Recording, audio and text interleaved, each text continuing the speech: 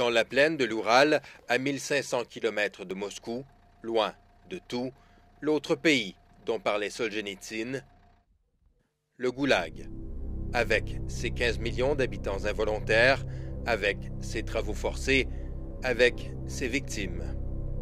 1 million de morts, sans doute beaucoup plus, l'œuvre de Staline pour mater les insoumis.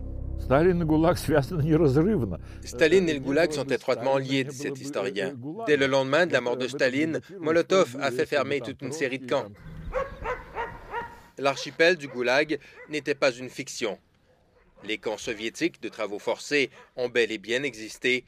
Celui de Perm 36 est là pour en témoigner.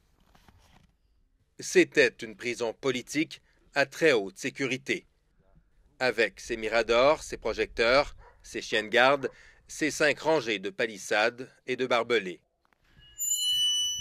On ne s'évadait pas de Perm 36. Victor Pestov en sait quelque chose. Il a passé 5 ans au Goulag, dont 3 ici, condamné aux travaux forcés pour propagande antisoviétique. Victor revient sur place chaque fois qu'il en a l'occasion, comme pour se rappeler sa jeunesse volée. Moralement, c'était très difficile parce que peu importe où on regardait, on voyait des clôtures. C'était très oppressant, dit-il. Comment oublier les nuits d'hiver glaciales, les repas immangeables, les toilettes communes? Comment oublier surtout les constantes humiliations? Bien sûr, les gardiens cherchaient à nous humilier, clairement sous instruction du KGB, dit-il. Ils voulaient nous casser. Mais Victor n'est pas rancunier. Et c'est avec émotion qu'il retrouve aujourd'hui Ivan Kukushkin, ancien gardien de la prison. À l'époque, on nous disait que les prisonniers étaient de dangereux criminels, dit-il.